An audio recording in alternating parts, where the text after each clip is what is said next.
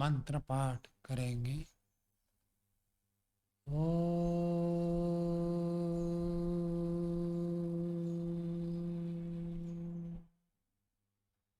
सहना भवतु सहनौ भुनक्तु सह वीर्यं करवावहै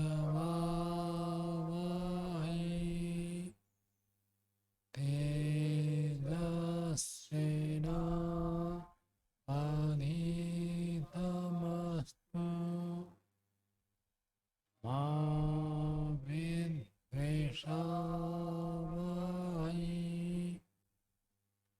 ॐ शान्ति शान्ति शान्ति।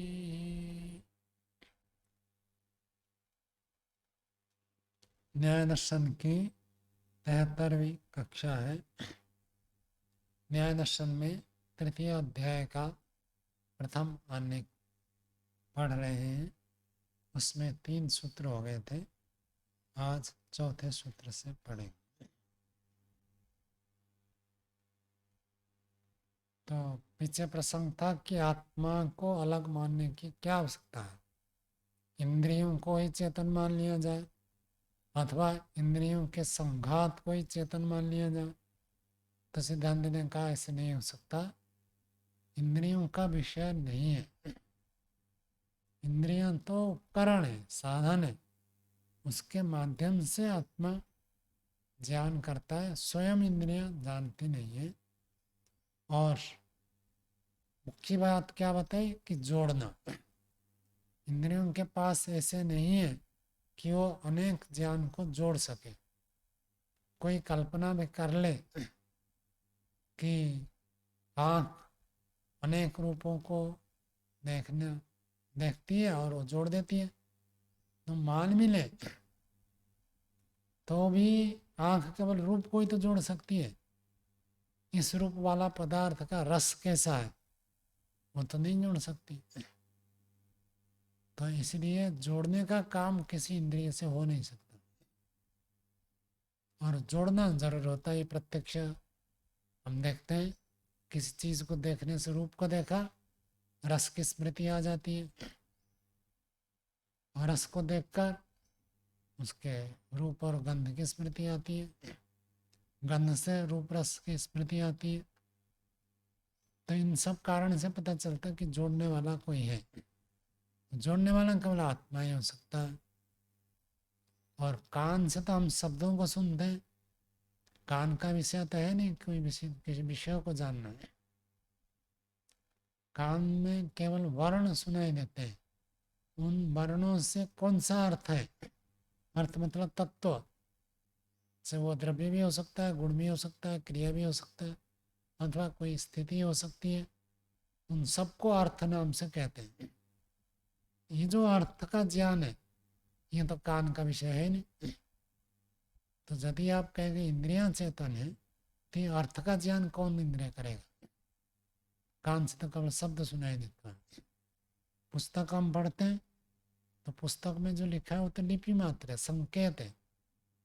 इस संकेत से वो वर्ण आएगा, और वर्णों को हमने आंख से देख लिया, वर्णों का उच्चारण होता है, उसी का संकेत हमने लिपि के रूप में विद्यमान पुस्तक में देख लिया। लेकिन आंख का तो काम नहीं है उस अर्थ को जानना। तो अर्थ ज्ञान एक, और ज्ञानों को परस्पर जोड़ना ये सिद्ध कर देता है कि आत्मा नाम की कोई चीज है जो कि इन इंद्रियों से अलग है। केवल इंद्रियां अपना अपना काम कर दें और व्यवस्था हो जाए, ये संभव नहीं है।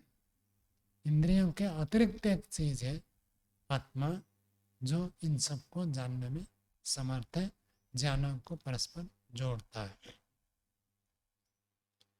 ये बात हमने कल विचार किया था। आगे देखिए,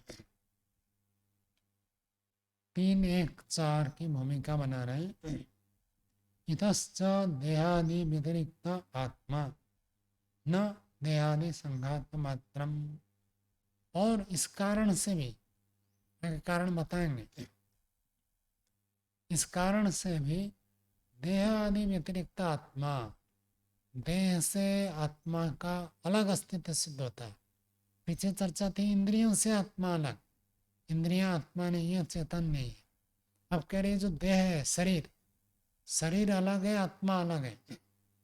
देहादि व्यतिरिक्त आत्मा न देहादि संघात मात्रम, देह आदि के संघात मात्र को आत्मा नहीं कहते। शरीर हो गया, आंख नाक कान हाथ पैर हो गया, और ये सब इकट्ठा होकर जुड़ गए, इसी को आत्मा कह दें। कहते ऐसे नहीं हो सकता। क्यों नहीं हो सकता? चौथा सूत्र बोलिए। शरीर दाहे पातक अभावात, शरीर दाहे, शरीर को जलाने पर, पातक अभावात, पाप का अभाव होने से। अब ऐसे देखेंगे तो लगेगा, देखो न्याय दर्शन में लिखा है कि शरीर को जलाने पर पाप नहीं लगता है। ऐसे ही एक सूत्र है सांख्य दर्शन में, ईश्वर असिद्ध है। तो कहते हैं देखो ईश्वर असिद्ध लिखा है। सामान्य ज्ञान में हो, व्याकरण में केवल 7 विभक्ति का भी ज्ञान हो जाए तो भी व्यक्ति समझ सकता है कि उसका क्या अर्थ है। असिद्ध है वो पंचमी है। ईश्वर की असिद्धि होने से हेतु में रखा है, तो इसका मतलब कुछ और कहना चाहते हैं। तो वहाँ प्रकरण है कि यदि आप आंतरिक प्रत्यक्ष को नहीं मानेंगे, आंतरिक जैसे बाहर आंख से आपने प्रत्यक्ष किया, ऐसे अंदर भी प्रत्यक्ष होता है, समाधि में प्रत्यक्ष होता है। उस समाधि प्रत्यक्ष को न मानने से क्या होगा?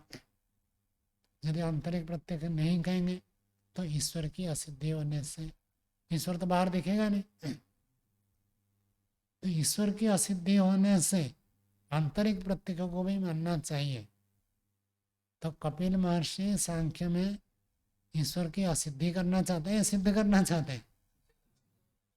सिद्ध करना चाहते हैं। अब इतना भी समझ में नहीं आता कैसे वो पढ़ते पढ़ाते पूरा चला देते कि भाई सांख्य दर्शन नास्तिक दर्शन।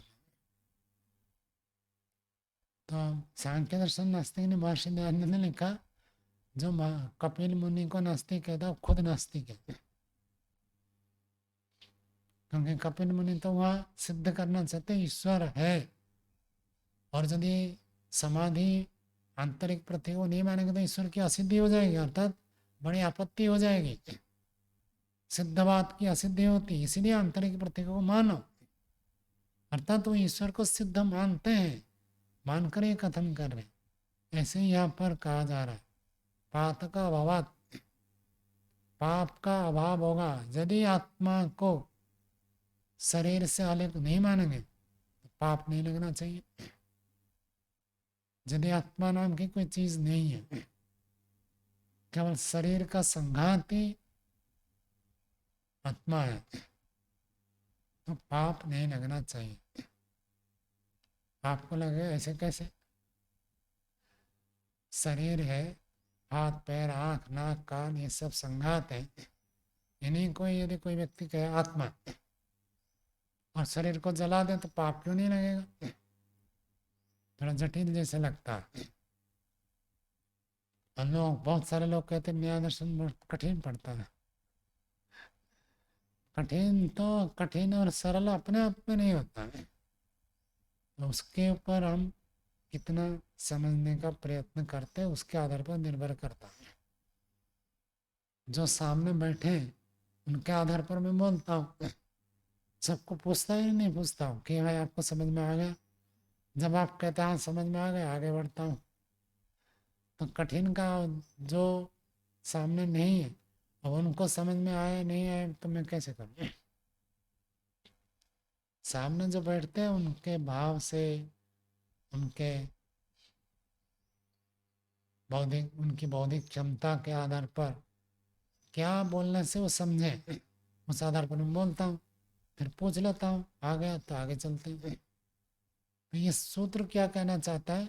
शरीर को जलाने पर पाप का अभाव होने से आत्मा को मानना चाहिए। आत्मा एक अलग चीज है, ऐसे मानना चाहिए।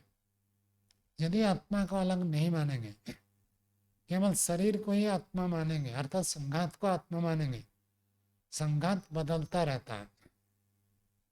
बाल्यकाल में जो संघात था वो संघात तो अभी नहीं है ना आपका। बाल्यकाल में आपकी ऊंचाई 2 फीट का था, 3 फीट का था, अब आप 5, 5.5, 6 फीट का हो गए। वो जो संघात था वो अलग था, और ये जो संघात है ये अलग है।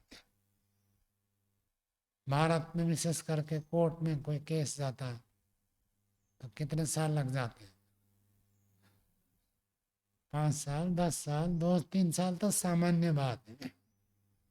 तो सिद्धांति का कहना है एक व्यक्ति ने किसी को जला दिया, हत्या कर दी, और उसके बारे में आपने केस किया, और उसका परिणाम 5 साल 10 साल के बाद आया, तो 5 साल के बाद जिसने जलाया था उसका शरीर का संघात को आप आत्मा मान रहे, वो संघात तो बदल कर नया संघात हो गया। तो जिस संघात ने जलाया था वो संघात अभी है नहीं। कोई कहेगा कि मैंने तो जलाया नहीं, क्यों? उस समय तो दूसरा था। जैसे कोई व्यक्ति कोई पाप करता है, गलत काम करता है, हिंसा कर देता है, उसके बाद आकर नाम बदल देता है और कहता मैं वो नहीं हूँ, तो सरकार छोड़ देती है क्या? नहीं छोड़ती है। उसी नाम, भले आपने नाम बदल दिया, आपका काम का भोगना पड़ेगा। जैसे नाम बदलता है ऐसे संघात बदल जाता है। जिस संघात ने पाप किया वो संघात अभी नहीं है। एक स्थिर आत्मा मानेंगे। जिस आत्मा ने हत्या की थी 5 साल के बाद भी वही आत्मा इस शरीर में है, तब आप दंड दे सकते हैं। यदि 5 साल पहले जिसने पाप किया था वो संघात तो चला गया, अब नया संघात आ गया, तो उसको पाप नहीं लगना चाहिए। बात समझ में आई? सिद्धांत ही इस रूप में प्रस्तुत कर रहा है। यदि केवल आप शरीर को ही आत्मा मानते हैं तो शरीर तो बदलता रहता है। जब शरीर बदल गया तो जिस शरीर ने पाप किया था वो शरीर तो मैं नहीं हूँ। लेकिन CID, CBI और बड़े बड़े डिपार्टमेंट होते हैं इसी काम के लिए, पीछे का सब ढूंढते हैं। 5 साल पहले, 10 साल पहले, 15 साल पहले ये हुआ था, अब उसका परिणाम आपको अभी भोगना पड़ेगा, तब माना जाएगा यदि आप एक आत्मा को अलग मानते हैं। आत्मा को नहीं मानते, शरीर तो बदल चुका है।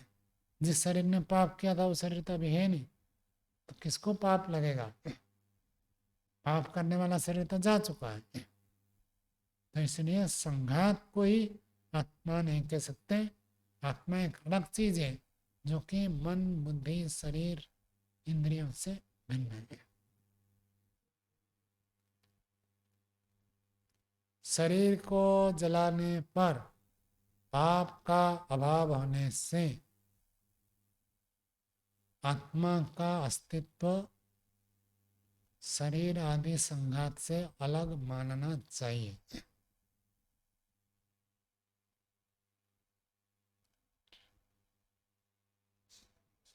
सिद्धांत का सूत्र है। भाष्य देखिए, शरीर ग्रहणेन शरीर इंद्रिय बुद्धि वेदना संघात प्राणीभूत गृह्यते। शरीर ग्रहणेन, शरीर का ग्रहण जो सूत्र में पड़ा शरीरदा है, शरीर का अर्थ है सबका संघात को ले रहे। शरीर भी है उसमें, इंद्रियां भी है, बुद्धि भी है, वेदना है, वेदना मतलब संवेदना, अनुभूतियां, बुद्धि मतलब ज्ञान, इन सबका जो संघात है प्राणी भूता। प्राणी, प्राणी कहने से पूरा आ जाता, निकाय, पूरा जो इकाई है जिसमें शरीर, इंद्रियां, बुद्धि, संवेदना सब है, कुल मिलाकर उसको प्राणी कहते हैं। तो प्राणी भूता गृह्यते, प्राणी स्वरूप गृहित होता है। सूत्र में जो शरीर पड़ा है उससे प्राणी का स्वरूप ग्रहण करना चाहिए, गृहित होता है। आगे कहते हैं प्राणी भूतम शरीरम दहता प्राणी हिंसा कृतम पापम पातकम यदि उच्यते। प्राणी भूतम शरीरम, प्राणी स्वरूप वाला जो शरीर है उस शरीर को दहता, कौन सी व्यक्ति कौन सा वचन है अनमोल जी? दहता, मैंने ये पूछा नहीं, मैंने पूछा कौन सी व्यक्ति कौन सा वचन है। अपनी इच्छा से चलोगे तो मार खाओगे। षष्ठी है, पंचमी में बन सकता है, षष्ठी है, यहाँ षष्ठी है। दहता, जलाने वाले का।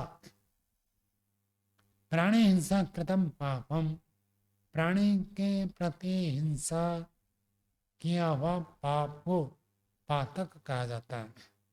यदि किसी प्राणी को आप कष्ट देते हैं तो उसका नाम है पातक। पातक का अर्थ पाप, पाप कहिए पातक कहिए एक ही बात है। तो शरीर को जला शरीरम दहता, शरीर को जलाने वाले का। प्राणी हिंसा कृतम पापम, प्राणी के प्रति हिंसा किए हुए पाप पाप को पातक नाम से कहा जाता है। तस्य अभाव, उसका अभाव होगा। यदि आत्मा को अलग से नहीं मानेंगे तो तस्य अभाव, पाप लगेगा ही नहीं। हर क्षण तो शरीर बदलता रहता है। तो जिस शरीर ने किया वो शरीर तो मैं नहीं हूँ, जिसने किया था वो जाने, मैंने किया नहीं, शरीर बदल गया। तो और विचार भी बदलता है, वेदनाएं बदलती है, संवेदनाएं बदलती है। जिस समय व्यक्ति हत्या करता है, किसी को जलाता है, मारता है, उस समय उसकी संवेदनाएं कैसे होती है? उग्र होती है। अब तो ठंडा बैठा है तो संवेदना तो बदल गई, तो वो व्यक्ति नहीं है। यदि केवल संघात को आत्मा मानेंगे तो ये दोष आएगा। तस्य अभाव, आगे उसको बता रहे तत्फलेन कर्तु असंबंधात अकर्तुश्च संबंधात। ये वार्तिक है। तत्फलेन, उस पाप के फल के साथ कर्ता का संबंध न होने से, और अकर्तुश्च संबंधात, अकर्ता का संबंध होने से। पाप और पाप का फल दो अलग अलग चीज है। पाप तो किया था 2005 में और कोर्ट में रिजल्ट आया 2023 में, तो फल कब भोगेगा? 2023 में। और पाप किया था 2005 में। जब 2005 में आपने पाप किया, वो जो करता था वो करता था भी है नहीं। यदि आत्मा को नहीं मानते तो तब फल है ना, उस पाप के फल के साथ कर्ता कर्तु असंबंध, कर्ता का संबंध न होने से। कर्ता कब था? 2005 में। और अब जो है वो तो करता तो नहीं है, वो करता तो गया 2005 में, खत्म हो गया। शरीर जैसे था वैसे शरीर है नहीं, अभी बदल गया। और अकर्तुश्च संबंधात, अकर्ता का संबंध होने से, जो अभी 2023 में जो है वो तो करता है नहीं, वो एक नया है संघात, तो इसका संबंध है ही नहीं पाप के साथ। जिसने पाप किया था वो अब नहीं है, और जो अब है उन्होंने पाप नहीं किया। दो बात समझ में आई, इसी को आगे व्याख्या कर रहे हैं। शरीर इंद्रिय बुद्धि वेदना प्रबंधे खलु अन्य संघाता उत्पद्यते अन्य निरुध्यते। शरीर, इंद्रिय, ज्ञान और संवेदना, इनके प्रवाह में, इनके प्रवाह मानने पर, अर्थात आत्मा का अर्थ केवल इनका प्रबंध है। प्रबंध मतलब प्रकर्षण बंध प्रबंध, इनका प्रवाह जो है, जो शरीर इंद्रियां ये सब प्रकार जुड़ गए, इन्हीं का नाम यदि आत्मा को ऐसे माने तो इस मान्यता में खलु अन्य संघाता उत्पद्यते अन्य निरुध्यते, दिन दिन प्रतिदिन बदलता रहता है। आज पेट दर्द हो रहा है, कल पेट दर्द नहीं है, तो जिस संघात को पेट दर्द हो रहा था वो संघात आ जाए नहीं ना। यदि वही संघात होता तो आज पेट दर्द हो तो कल भी पेट दर्द रहेगा। संघात क्या होता है, हर समय बदलता रहता है। ये तो सिद्धांत पक्ष है। संघात जो जुड़ा हुआ है वो बदलता रहता है। मकान में आपने बना लिया तो मकान में कुछ कुछ क्षय होता रहता है, बदलता रहता है। शरीर भी ऐसे, शरीर भी बदलता रहता है, यानी आत्मा कभी नहीं बदलता है। शरीर तो बदलता, यदि केवल इन सबको संघात को ही आप चेतन मान रहे हो, आत्मा को अलग नहीं मान रहे, तो संघात तो अन्य उत्पद्यते अन्य निरुद्धते। एक अलग संघात उत्पन्न होता है और एक अलग संघात नष्ट हो जाता है। कल आप रोगी थे, बुखार था, पेट दर्द था, सिर दर्द था, कुछ भी था, आज आपको नहीं है, तो कल का संघात अलग था, आज का संघात अलग है। तो एक संघात नष्ट हो जाता है, नया संघात उत्पन्न होता है। संघात मानने तो ये मानना पड़ेगा। हाँ, क्या पूछ रहे हैं? तत्फलेन कर्तु असंबंधात अकर्तुश्च संबंधात, यह दो वाक्य एक जैसे लग रहे हैं। कर्ता, कर्ता मतलब जिसने पाप किया था, जिसने पाप किया था वो कर्ता भी है नहीं फल भोगने के लिए, तो उस कर्ता का तो असंबंध हो गया। फल का, फलेन तृतीया है ना, फल के साथ कर्ता का असंबंध होने से। और आगे कहते हैं अकर्तु से संबंध, फल आप अभी दे रहे, पाप हुआ था कब, 2005 में, फल अभी दे रहे, अभी जिसको दे रहे वो तो करता नहीं ना पाप का।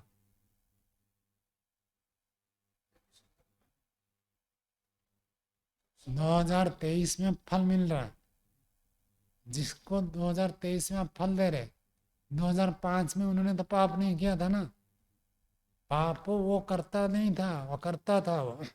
अब वो नया पैदा हुआ 2023 में, यदि आत्मा को नहीं मानेंगे तो।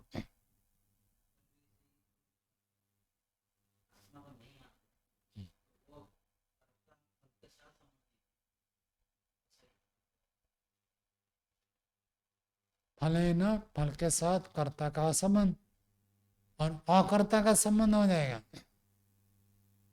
अकर्तुष्ट संबंध, जो 2023 में जो है वो करता नहीं है, उसको आप फल देंगे। कोर्ट ने ऑर्डर दिया कि इसको ये दंड दिया जाए, दंड किसको देंगे, 2023 में देंगे, तो 2023 वाला तो करता है नहीं ना। यही कहना है। स्पष्ट हुआ या नहीं हुआ अभी?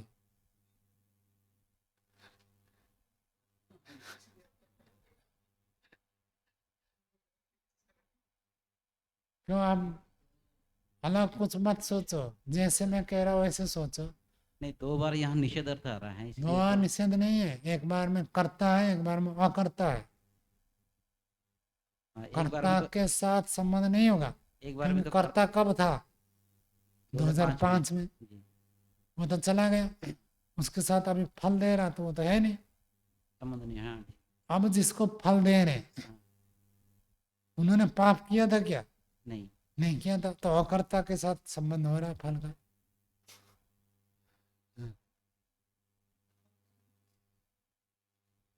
स्वामी जी, इसमें प्रथम पंक्ति में शरीर इंद्रिय बुद्धि वेदना कहा, इसमें मन को हटा दिया। मन नित्य है, बाकी तीनों चीज़ें अनित्य हैं। तो ऐसा नहीं, ऐसा कह सकते हैं कि उसी मन वाला जो संघात है, तो संघात बदलता रहे, लेकिन जब तक वो मन जुड़ा हुआ है जिस संघात से। ऐसा नहीं है भाई। देखो, पहले पहले सूत्र की भूमिका में देखो, देह इंद्रिय मनो बुद्धि वेदना संघात, यह मन, पहले वहाँ मन है ना। वहाँ तो है, लेकिन यहाँ पर हटा दिया है इसको ऐसे कोई इन्होंने। नियम नहीं है, मन को कहीं रख देते हैं, हटा देते हैं। कहीं शरीर आदि कह दिया, कहीं आदि नहीं भी कह दिया तो भी मानना पड़ेगा आदि दे रहे हैं। ऐसा नहीं है कि मन के कारण से ऐसा मान।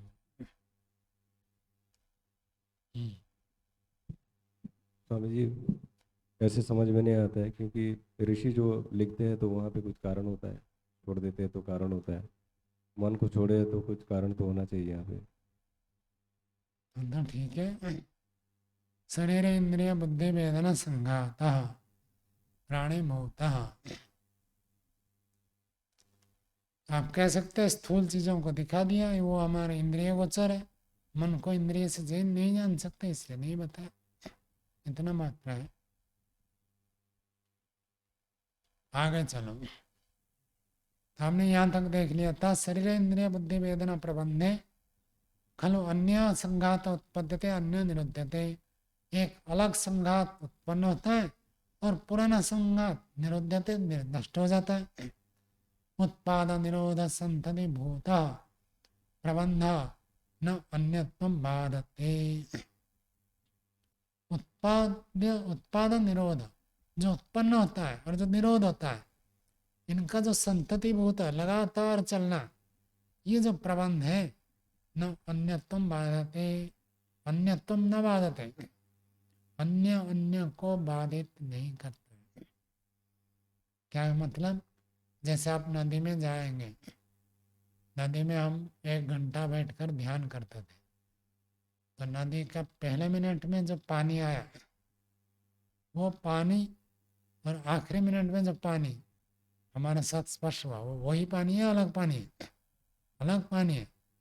हर सेकंड कुछ लीटर पानी बह जाता है, फिर नया पानी आता है, फिर वो बह जाता है, फिर नया आता है। क्यों होता है? क्योंकि प्रवाह चल रहा है। यदि शरीर आदि का भी आप प्रवाह को ही मान रहे हैं, तो प्रवाह तो अन्यतम न बाधते, अलग अलग होता है, ये इसको बाधित नहीं करेगा। कुएं में आप डुबकी लगाए, कुएं में, तालाब में, तालाब में 1 घंटा तक आप डुबकी लगाए, तो तालाब में पहले मिनट में जो पानी था, 1 घंटे के बाद भी वही पानी है, पानी नहीं बदला है। लेकिन जहाँ पर प्रवाह होता है वहाँ बदल जाता है। अन्यतम न बाधते, अन्य अन्य अन्य अन्य होता है। बात समझ में आई? तो जहाँ पर ये प्रबंध है, प्रबंध तो अलग अलग अलग अलग होता है। तो इसलिए कोई भी संस्था हो, प्रबंधक होते हैं, तो प्रबंधक तो बदलते रहते हैं। प्रबंधक को अंग्रेजी में क्या कहते हैं? मैनेजर, बैंक मैनेजर, बैंक प्रबंधक। कोई बैंक ऐसे देखा है जिसमें मैनेजर ना बदलता हो? हर बैंक में मैनेजर बदलते हैं, और लगभग लगभग बदलते ही रहते हैं। वो 2 साल 3 साल में आप देखो, नए नए नए नए लोग आते ही रहते हैं। क्यों बदल देते हैं? हाँ, टिक जाए तो गड़बड़ हो सकता है, उसके साथ ज़्यादा संबंध हो जाए लोगों का तो कुछ कर सकता है। थोड़े थोड़े दिन में बदल देते हैं। जहाँ पर प्रबंध होता है वो अन्य अन्य अन्य अन्य होता है, अन्यत्व न बाधते, भिन्नता को बाधित नहीं करता है। आगे कहते हैं देहादि संघातस्य अन्यत्व अधिष्ठानत्वात्।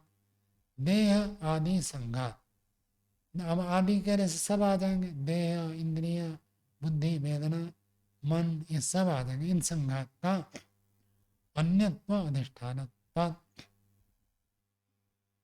इनका जो अधिष्ठान है वो अन्यत्व है। अन्यत्व का अर्थ भिन्नता, मतलब देह हमेशा एक स्थिति के आश्रय पर नहीं रह सकता। शरीर को शरीर इसलिए कहते हैं श्री हिंसा, जो हमेशा हिंसित होता रहता है, क्षय होता रहता है। इंद्रियां भी अपने काम के कारण से धीरे धीरे जराजीर्णता को प्राप्त होती है। शुरू शुरू में पता नहीं चलता, बाद में पता चलता है। आँख में देखने की शक्ति कम हो जाती है, कान में सुनने की शक्ति कम हो जाती है, ये सब शक्तियाँ कम होती हैं। ये क्या होते हैं? कहते ये भिन्नता के अधिष्ठान है। हर समय इनमें कुछ कुछ बदलाव होता है। तो देह आदि संघातस्य अन्यत्व इनका अधिष्ठान होने से ये बदलते ही रहते हैं। आगे, अन्यथा अधिष्ठान ही असौ प्रख्यायते इति। अन्यथा अधिष्ठान ही असौ, असौ वह जो है अन्यथा का अधिष्ठान है, इस रूप में प्रख्यायते प्रसिद्ध है। शरीर बदलता रहता है, इसलिए शरीर को अनित्य कहते हैं। अनित्यानि शरीराणि, शरीर सब क्या होते हैं? अनित्य होते हैं।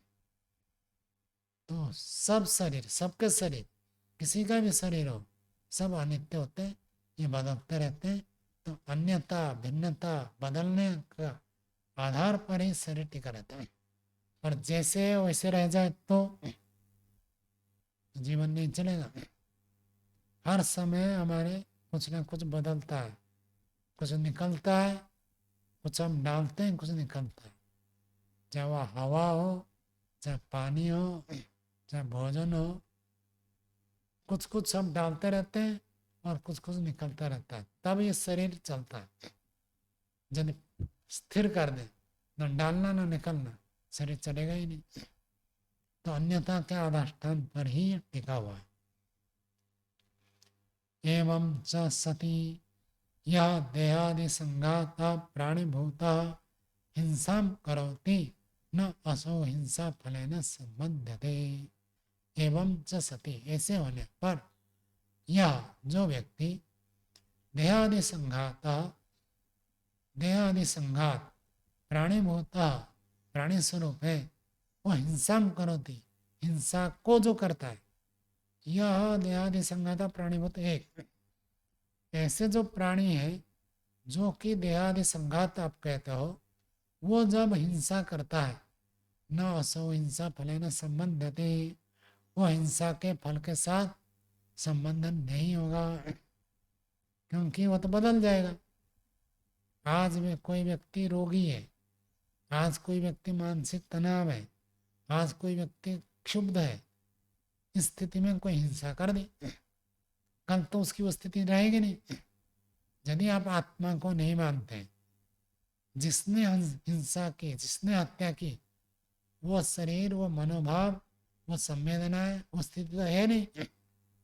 तो जिसने हत्या की वो बदल गया मानना पड़ेगा आपको।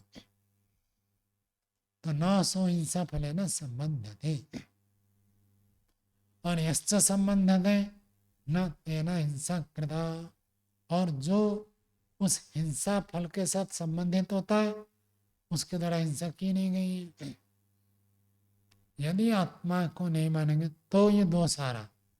आत्मा को आप नहीं मानेंगे, अलग शरीर आदि के संघात को ही मान रहे, तो हर रोज संघात बदलता रहता है। एक ने चोरी करके, डाका डालकर, हिंसा करके, हत्या करके भाग गए, पुलिस को पकड़ने में 2, 4, 5, 10 दिन लग जाते हैं। 10 दिन के बाद जब पकड़ा, वो वही व्यक्ति नहीं रहेगा, क्योंकि आत्मा को तो आप मान नहीं रहे। और जिसने किया था उसका शरीर तो 10 दिन में खूब बदल चुका है। तो पीछे जिसने हत्या की वो शरीर अभी नहीं है, ये बदला हुआ शरीर है, बदला हुआ संघात है, बदला हुआ व्यक्ति है। यदि आत्मा को नहीं मानेंगे तो संबंध है। और जिसके साथ आप, जिसको पुलिस पकड़ रहा, दंड दे रहा, पिटाई कर रहा, वो तो उन्होंने तो हिंसा की नहीं, क्योंकि आत्मा को आप नहीं मान रहे। तद एवं सत्व भेदे, ऐसे सत्व भेदे, सत्व मतलब प्राणी का भेद हो जाने पर कृतहानम अकृत अभ्यागम प्रसज्जते। कृतहानम अकृत अभ्यागम, इसको आप रेखांकित कर सकते हैं, एक विशेष बात है। दार्शनिक सिद्धांत में ये बहुत प्रचलित है। कृतहान, किए हुए का नष्ट हो जाना, और अकृताभ्यागम, न किए हुए का प्राप्त हो जाना। जो आपने किया उसको कहते हैं कृत, हानम का अर्थ नष्ट हो जाना, और अकृत जिसको आपने नहीं किया उसका फल आपको प्राप्त होगा, ऐसे दोष आएगा। बात समझ में आई? आगे देखो, सती च सत्वोत्पादे सत्व निरोधे जो अकर्म निमित्ता सप्त सर्ग प्राप्नोति सती च, ऐसे होने पर, कैसे? सत्वोत्पादे सत्व निरोधे, प्राणी आत्मा उत्पन्न होता है और आत्मा नष्ट हो जाता है, क्योंकि वो अलग चेतन आत्मा को तो मान नहीं रहा। किसको मान रहा? आत्मा, संघात को, और संघात तो पैदा हो रहा और संघात नष्ट हो रहा। तो देह आदि संघात को आप आत्मा मान रहे हो, तो देह आदि संघात तो उत्पन्न होते हैं और देह आदि संघात नष्ट हो जाते हैं।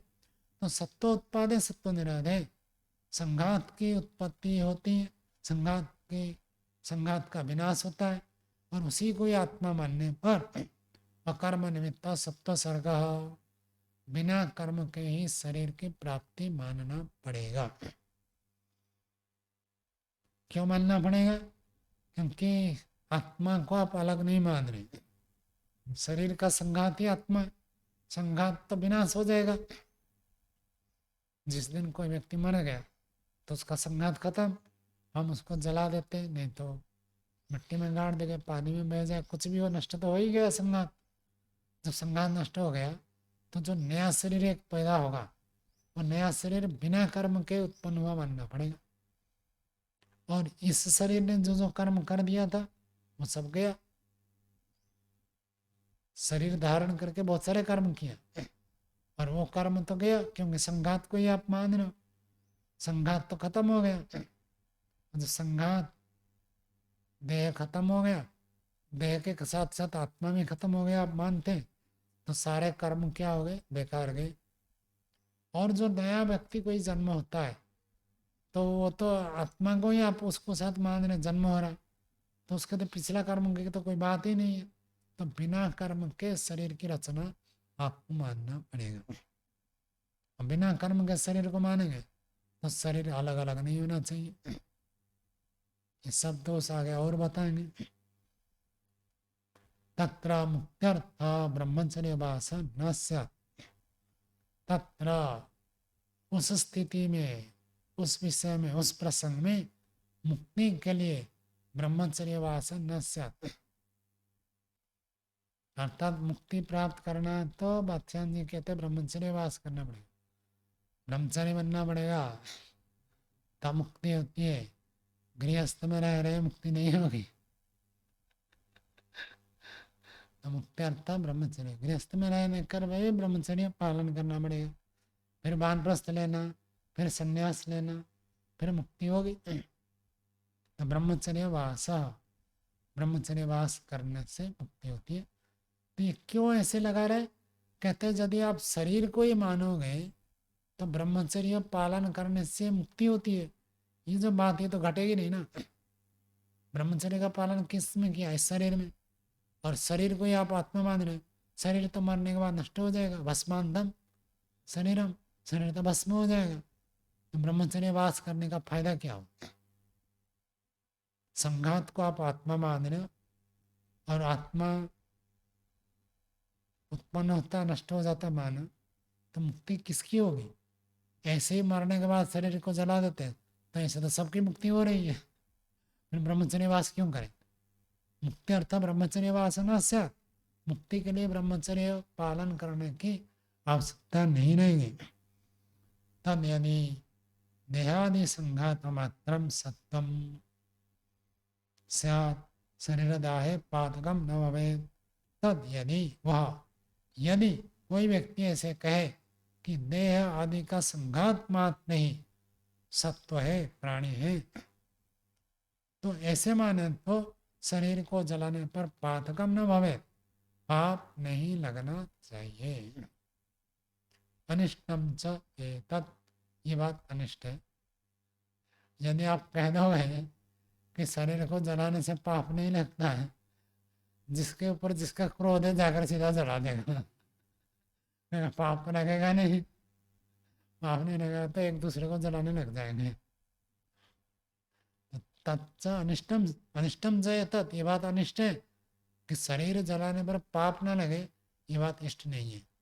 तस्मात् देहादि संघात व्यतिरिक्त आत्मा, इसलिए देहादि संघात से अतिरिक्त आत्मा नाम की एक चीज है जो कि नित्य है। यदि ऐसे समझना चाहिए।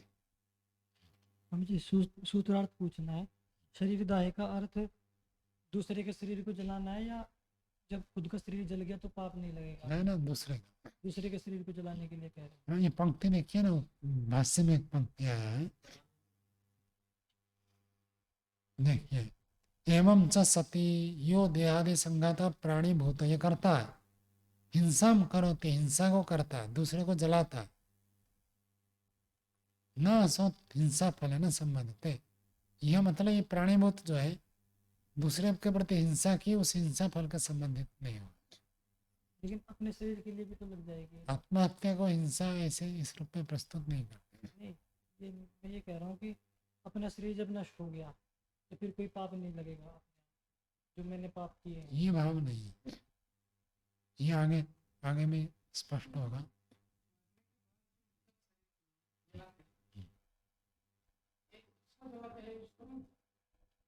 यहाँ उसकी चर्चा नहीं है। जिन्ना आदमी को किसी ने जला दिया, तो जिन्ना आदमी को जलाते तो पाप लगेगा।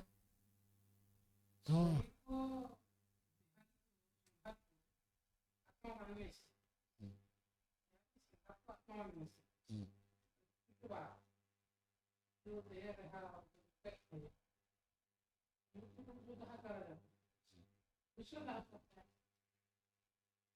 वो तो सिद्धांत पक्ष है कि एक आदमी मर गया, मर गया तब जिसका शरीर है उस शरीर को हम जला देते हैं, तो जला देते तो हमको पाप नहीं लगता है, तो ठीक बात है।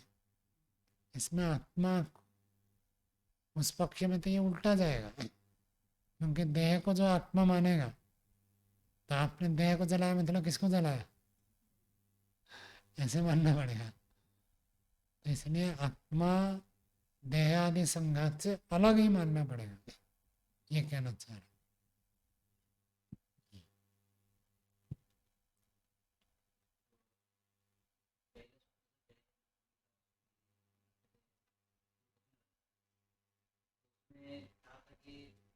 आपका दो माइक बातें चालू सुनने में है? आता है, माइक चालू है?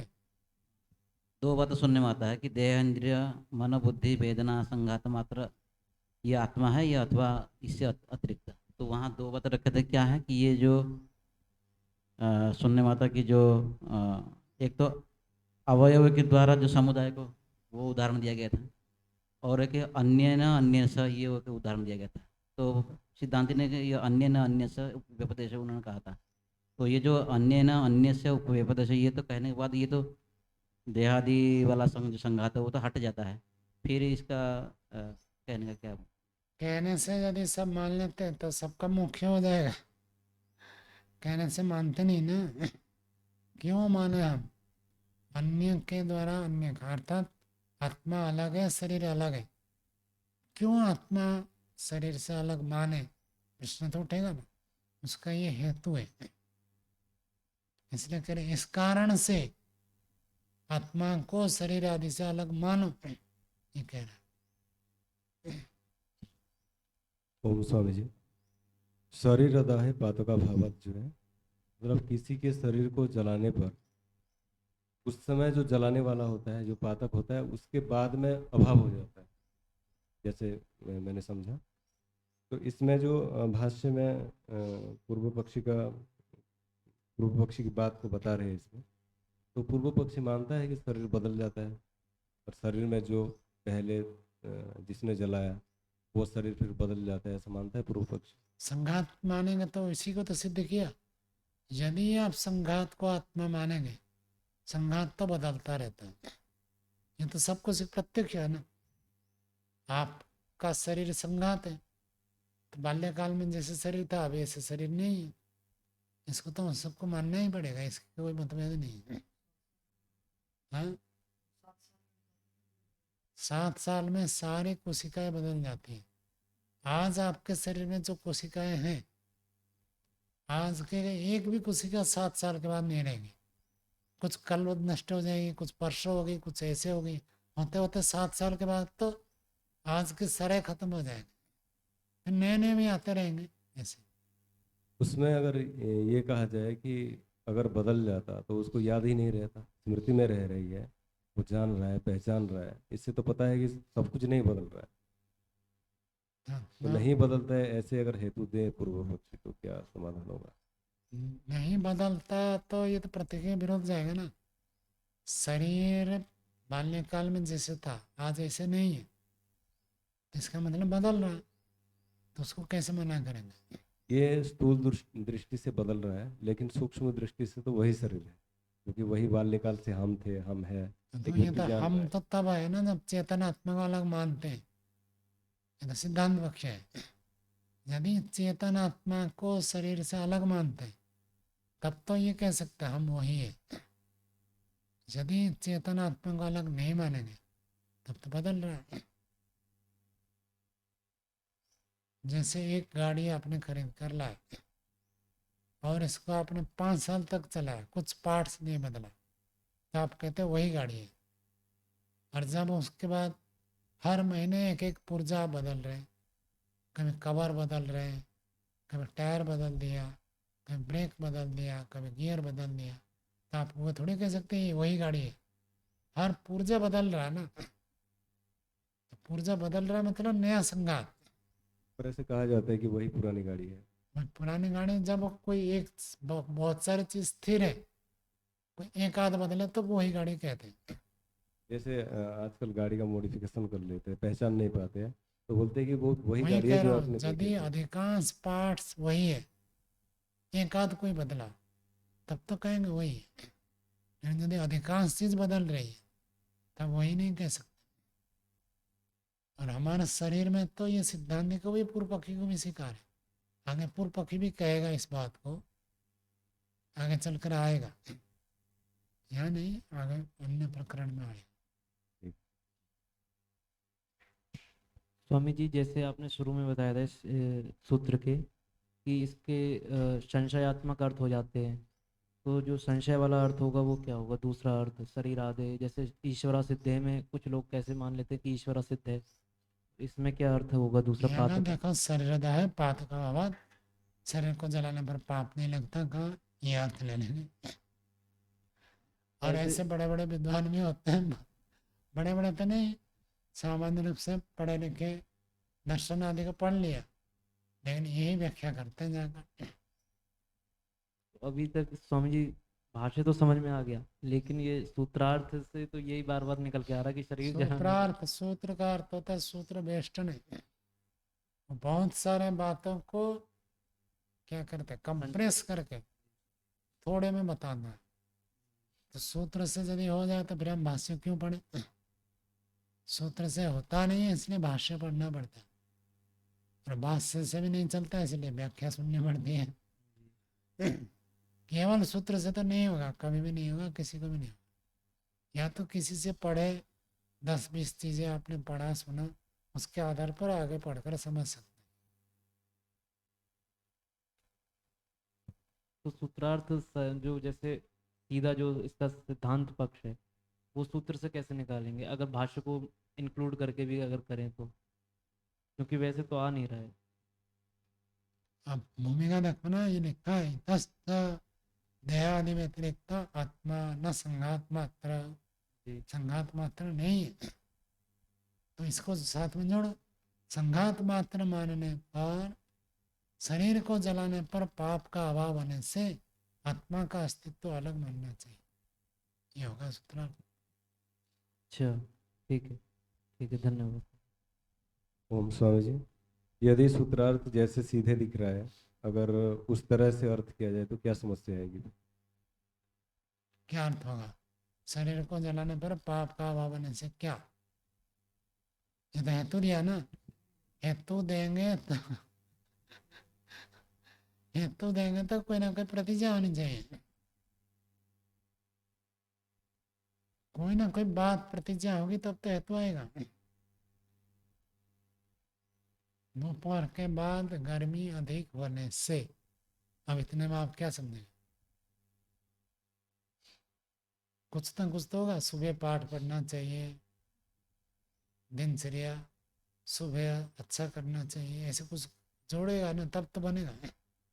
दोपहर के बाद अधिक गर्मी होने से, दोपहर के बाद बाजार मत जाओ, सुबह जाकर आ जाओ, कुछ ना कुछ तो आएगा। तो प्रतिज्ञा हेतु होता है तो प्रतिज्ञा आएगी। चलो आगे और थोड़ा पढ़ लेते हैं एक सूत्र। 5वां सूत्र पूर्व पक्षी का है। पूर्व पक्षी कह रहा है, सूत्र बोलिए, तद अभावः सात्मक प्रदाह अपि तत्नित्यत्वात्। पूर्व पक्षी एक कदम आगे बढ़ रहा है। तद अभाव, तत्का अर्थ पाप, उस पाप का अभाव है। कब? सात्मक प्रदाय अपि, तो आत्मा सहित शरीर को जलाने पर भी पाप नहीं लगेगा। वो तब वहाँ क्या बात थी कि शरीर को ही यदि आत्मा कहोगे तो शरीर को जलाने पर पाप नहीं लगेगा। तो ये कहता है आत्मा को अलग मानो और आत्मा सहित शरीर को किसी ने जला दिया तब भी पाप नहीं लगेगा। क्यों नहीं लगेगा? तो नित्यत्व, आत्मा तो नित्य है। आप लोगों ने सुना है, नैनम छिन्दन्ति नैनम दहति पावक अग्नि, अग्नि तो जला नहीं सकती है। तो भले आप जिंदा आदमी को आग में डाल दो, आत्मा तो नित्य है, पाप क्यों लगेगा? ऐसे पूर्व पक्षी कह रहा है। तद अभाव, पाप का अभाव होता है आत्मा सहित शरीर को जलाने पर भी, क्योंकि आत्मा नित्य होने से।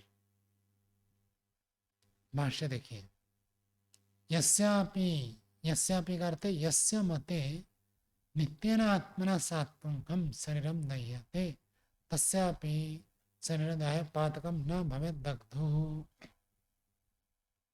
जिसके मत में आत्मा कोई नित्य है, इसका मतलब पूर्व पक्षी आत्मा को नित्य नहीं मान रहा। कहता कोई व्यक्ति यदि इसे कहता है कि आत्मा नित्य कोई चीज है जो कि शरीर से अलग है, इंद्रियां, मन, बुद्धि, इन सबसे अलग कोई आत्मा नित्य है, ऐसे जो व्यक्ति मानता है नित्य न आत्मा ना, नित्य आत्मा के साथ सात्मकम शरीरम दह्यते, आत्मा सहित शरीर को किसी ने जलाया अर्थात जिंदा, तस्यापि शरीरदाह है, उसके मत में भी शरीर को जलाने पर पाप नहीं होवे। दग्धो, दग्धो क्या अर्थ है? ये दान करने वाला अलग है और जलाने वाला शरीर अलग है। जलाने वाला अलग और जलने वाला अलग है। जो जला देता है उसको पाप नहीं लगेगा। क्यों नहीं लगेगा? क्योंकि आत्मा नित्य है। ऐसे पूर्व पक्षी कह रहा है। अकस्मात क्यों नहीं लगेगा? नित्यत्व आत्मना, क्योंकि आत्मा नित्य है। जब नित्य होता है, नित्य को तो कोई जला नहीं सकता, नित्य को कोई काट नहीं सकता, नित्य को कोई मार नहीं सकता। नित्य गलता नहीं है, सड़ता नहीं है, कुछ नहीं होता। नित्य तो नित्य होता है।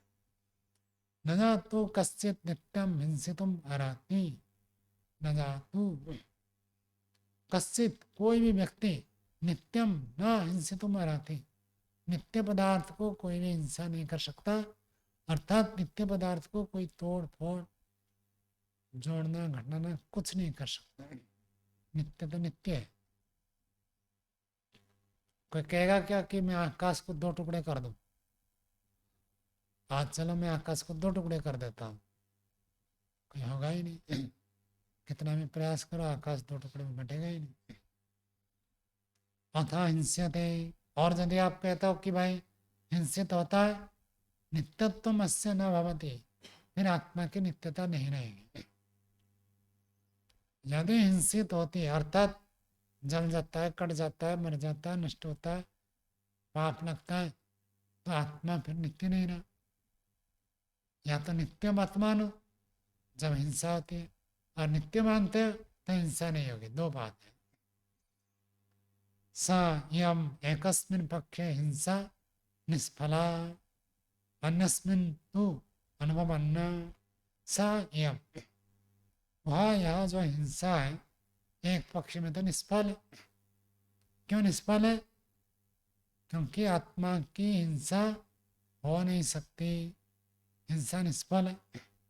और अन्यस्मिन् अनुभवन्ना, दूसरे पक्ष में हिंसा सिद्ध ही नहीं है। एक पक्ष में नहीं, निष्फल का अर्थ हिंसा करने पर भी फल नहीं मिलेगा। निष्फला, फल से रहित। आपने किसी को जला दिया, हिंसा उसी को कहते हैं ना, किसी को आपने जला दिया, काट दिया, मार दिया, इसको हिंसा कहते हैं। तो उसका कोई फल नहीं मिलेगा। क्यों नहीं मिलेगा? क्योंकि आत्मा नित्य है। और दूसरे पक्ष में आत्मा क्योंकि नित्य है तो आप इसकी हिंसा कर ही नहीं सकते। दो पक्ष है ना, हिंसा करेंगे फल नहीं मिलेगा, दूसरा हिंसा कर ही नहीं सकते। नित्य मानेंगे तो हिंसा कर ही नहीं सकते, और जब हिंसा हो रही है फल नहीं मिलेगा। बस पूर्व पक्षी का सूत्र है। चलो अगला सूत्र तो थोड़ा लंबा है, होगा नहीं। कुछ पूछना है तो पूछिए, नहीं तो बड़ा। हाँ अच्छा, उन्होंने कहा था ना कि शरीर को जलाने पर यदि शरीर से भिन्न आत्मा को नहीं मानेंगे तो पाप नहीं लगना चाहिए। नहीं, शरीर को जलाने से पाप लगेगा। जिंदा आदमी है कोई, उसको जला दे तो पाप लगता है, ये सब मानते हैं। तो इसी पक्ष को लेकर वो पूर्व पक्षी आक्षेप कर रहा है। यदि आप आत्मा को अलग मान लें, शरीर अलग आत्मा अलग, ऐसे यदि मानते हैं तो उस व्यक्ति को किसी ने जलाया, तो जलाने पर भी क्या आत्मा जल जाएगा? नहीं जलेगा। तो फिर पाप तो लगेगा ही नहीं। पाप लगाने में मतलब हिंसा होने पर भी वो हिंसा फल नहीं दे रहा,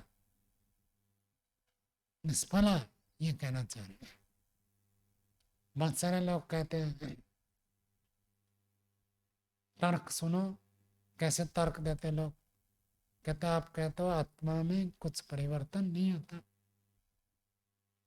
हम त्याग करें, विवेक वैराग्य को प्राप्त करें, संन्यास ले, ऐसा को छोड़े तो भी आत्मा को कुछ मिलेगा नहीं, और इन सारा संसार को भोग करें तो भी आत्मा को कुछ नहीं मिलेगा। तो भोग क्यों ना करें? बात समझ में आई? आत्मा में न घटना आता है न बढ़ना होता है। आत्मा घट नहीं सकता, बढ़ नहीं सकता। भोग ना करे तो आत्मा कुछ सुरक्षित हो जाएगा, बढ़ जाएगा, बढ़िया हो जाएगा, ऐसी तो बात है नहीं। और भोग करे तो आत्मा घट जाएगा, निकृष्ट हो जाएगा, निंदित हो जाएगा, कटफट जाएगा, ऐसा तो नहीं। तो फिर भोग क्यों नहीं करे? बात समझ में आई? जब आत्मा में कुछ परिवर्तन होता ही नहीं है तो फिर आप उपदेश क्यों दे रहे हो? अच्छा कर्म करो, बुरे कर्म मत करो। बुरा कर्म करने पर भी आत्मा का कोई बिगाड़ संभव नहीं है, और अच्छा कर्म करने पर भी आत्मा में वृद्धि संभव नहीं है। तो बुरा करने से जहाँ मौका मिले कर दो। अवसर जहाँ जैसे अवसर मिला वैसे करो। चोरी करने पर भी आत्मा में कुछ घटा नहीं है, और दान देने पर भी आत्मा में कोई लाभ नहीं है। तो क्यों हम दान दें, चोरी क्यों ना करें? हाँ, क्या बनेगा बताओ? प्रतिबंधी उत्तर ये हो सकता है इसका कि आप दुख से बचते क्यों हैं? जब दुख भोगने का पर भी कुछ होगा नहीं, और आग आग से हाथ जलेगा तब भी आपको तो कुछ होगा नहीं, तो क्यों आग से हाथ हटाते हो? आप जलने दो उसको। प्रतिबंधी उत्तर है वास्तविक। आत्मा घटता बढ़ता नहीं है, ये सही बात है, लेकिन आत्मा जब तक बंधन में है इससे संबंधित सुख दुख का भोग करता है। पाप करेंगे, अन्याय करेंगे, गलत करेंगे तो आपको उसका फल दुख भोगना पड़ेगा। ये जो दुख का भोग है, आत्मा घटेगा नहीं लेकिन दुख भोगना ही पड़ेगा। और अच्छा करेंगे तो सुख मिलता है। सुखस्य मूलम धर्म, सुख का मूल होता है धर्म। यदि आप धर्म करेंगे तो सुख मिलेगा, और सुख आत्मा को चाहिए। सुख भोगने से आत्मा बढ़ जाएगा ये नहीं कह रहे, लेकिन सुख की प्राप्ति वो चाहता है और दुख की निवृत्ति चाहता है। और सुख दुख की प्राप्ति और निवृत्ति धर्म धर्म के आधार पर होता है। ह्लाद परिताप फलाह पुण्य अपुण्य हेतुता। पुण्य करेंगे तो रात बड़ा आनंद प्रसन्नता सुख मिलेगा, और यदि अपुण्य करेंगे तो परिताप फल मिलेगा। वो फल ये नहीं चाहता, तो इसलिए पाप नहीं करना चाहिए, पुण्य करना चाहिए। मुक्ति में जाने पर भी आत्मा जैसे है वैसे ही रहेगा, आत्मा कोई बढ़ जाएगा, विकसित हो जाएगा, ऐसे नहीं है। आत्मा में कोई उसका नित्य स्वरूप प्रकट हो जाएगा, अब अवरुद्ध है, ऐसी बात नहीं है। मना किया है, जैसे है वैसे ही रहेगा, लेकिन उसको आनंद भोगने को मिलेगा, और संसार में रहेगा तो दुख भोगना पड़ेगा। तो इसीलिए मुक्ति के लिए प्रयत्न करना चाहिए। चलो आज का पाठ यही रखते हैं, आगे कल पढ़ेंगे।